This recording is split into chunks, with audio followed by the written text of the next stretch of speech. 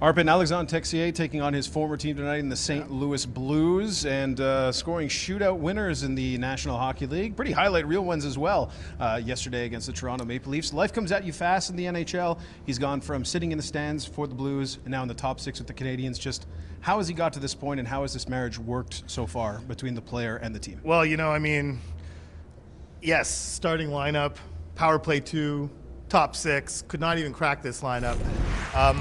Yeah, I think the main thing here, it's funny, last night, we were joking, he gets that shootout winner, that's a point in the standings. We're like, $1 million. That works. That works. That's 1 point in the standings for $1 million. I think that's a good purchase for the Canadiens.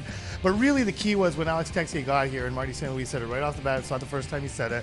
He's like, I'm not going to call around, I'm not going to start crowdsourcing what this guy is all about. I'm going to watch him, and I'm going to watch him and make my own opinion, and give him a clean slate. And that's what he did. And slowly but surely, it took him 1 game to get into the lineup, got into the lineup, started lower in the lineup. They had a hole in the top 6. He gets a shot and has frankly looked good on that line with Demidov and Kapanen, which is an important line for this team. So yeah, I think I don't think every coach would have done that. I think a lot of coaches would have looked at his history, tried to call their buddies in hockey and see what's this guy all about. The fact that Marty didn't want to do that and let him kind of make his own story here in Montreal, I think is a big reason why he's having success so far.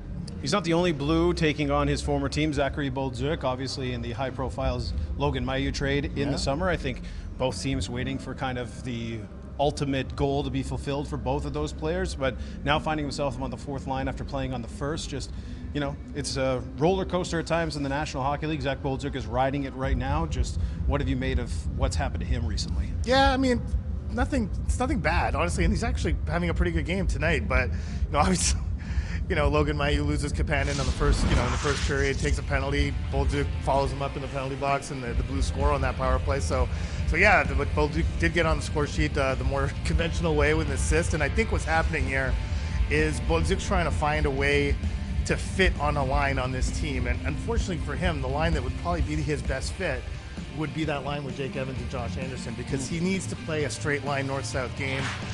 That's when he's at his best, when he's forechecking and he's using his speed and not having to slow down and sort of read the game too much. Not to say that he can't, but it's just not. It doesn't come instinctually to me and him. And so, ask Marty about it. Ask Marty St. Louis about it Saturday morning in Toronto, and sort of acknowledge that the defensive side we need to work on. There's a lot of potential there.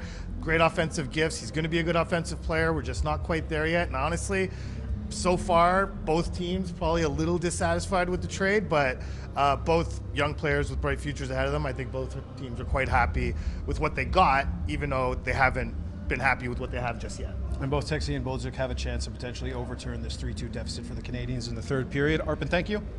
Thanks, John.